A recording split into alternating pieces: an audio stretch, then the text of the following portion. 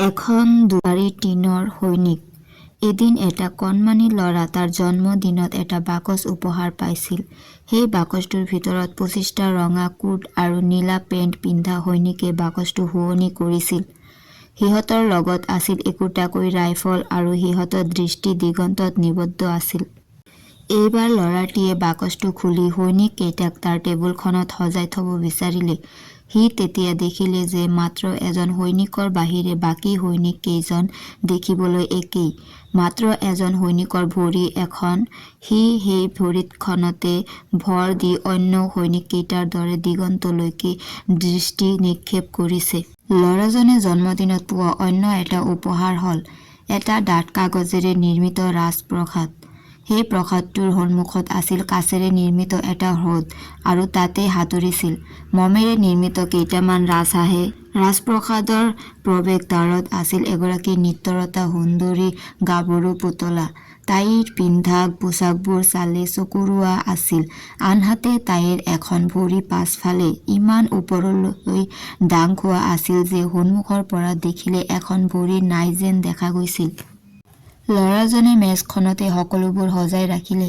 মেজখনৰ ওপৰত থকা এঠেঙীয়া সৈনিকজনে নাচনী গাভৰুজনীক দেখি নিজৰ কৰি ল'ব বিচাৰিও এবাৰ ভাবিলে যে তাইৰ স্থান বহুত ওপৰত, কাৰণ তাই থাকে ৰাজকাৰেঙত।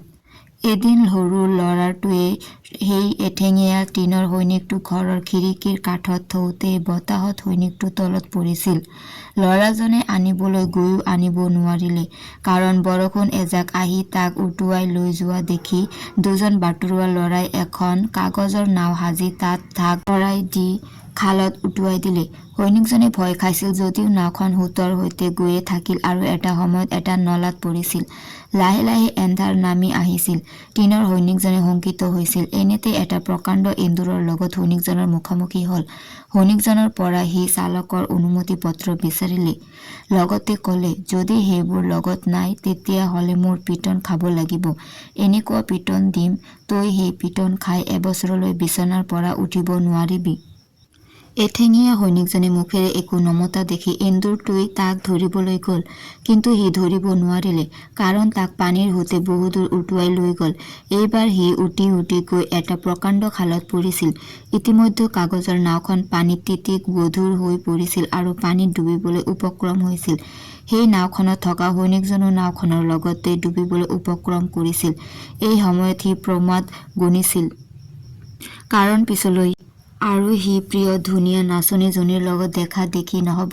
ইতিমধ্যে নাওখন পানীত সম্পূৰ্ণ ডুবিছিল। নাওখনৰ লগতে সৈনিকজনো পানীত ডুবিছিল। পানীত ডুবা সৈনিকজনক এটা মাছে নিমিষতে গিলিছিল। মাছৰ পেটৰ ভিতৰ ভাগ অন্ধকাৰ আছিল। সৈনিকজনৰ ভয় লাগিছিল। সি তেতিয়াও সন্মুখলৈ একেথৰে চাই আছিল। বহু সময় পাৰ হোৱাৰ মূৰত সৈনিকে পুনৰ দিনৰ পোহৰ দেখিবলৈ সমৰ্থ হৈছিল, কাৰণ মাছটো এজন মাছমৰীয়াৰ জালত পৰিছিল, যি গ্ৰাহকে ক্ৰয় কৰি ঘৰত ডোখৰ ডোখৰ কৰোঁতে পেটৰ ভিতৰত সেই সৈনিকজন পাইছিল। সৈনিকজন মাছৰ পেটৰ টেপা খাই আছিল। পৰিয়ালটোৰ ছোৱালীজনীয়ে সৈনিকজনক দেখি কৈছিল, এইটো পেলাই দিয়াতকৈ ল'ৰাহঁতক খেলিবলৈ দিয়াই ভাল হ'ব। ছোৱালীজনীয়ে ওপৰ মহলালৈ সেই সৈনিকজনক লৈ গৈ সকলোকে দেখুৱাইছিল। জন্মদিন পাতিবলৈ লোৱা ল'ৰাজনে সেই সৈনিকটো লৈছিল। সি কৈছিল, ক'ৰবাত থাকিলেও মই ইয়াক চিনি পালোহেঁতেন, কাৰণ ই এঠেঙীয়া। তোমালোকে কোৱাৰ দৰে সি সঁচাই সাহসী। লগত ল'ৰা এজনে পৰামৰ্শ দিলে যে সৈনিকৰূপী মহাবীৰজনক বাকচত নথৈ প্ৰৱেশদ্বাৰত থকা নাচনীজনীৰ কাষত থ'ব লাগে। তেতিয়াহে দুয়ো সুখী হ'ব। তাকে নকৰি এজন দুষ্ট ল'ৰাই সৈনিকজনক জুইৰ চৌকালৈ দলিয়াই দিলে। অপদেৱতাই লম্ভাৰ দৰে জুইত সৈনিকজনে বেলেগ ৰূপ ধাৰণ কৰি আগৰ দৰে সন্মুখলৈ চাই থাকিল। তেনেতে দুৱাৰ খোল খোৱাত প্ৰৱেশদ্বাৰত থকা নাচনীজনীও উৰি আহি জুইৰ চৌকাত পৰিল।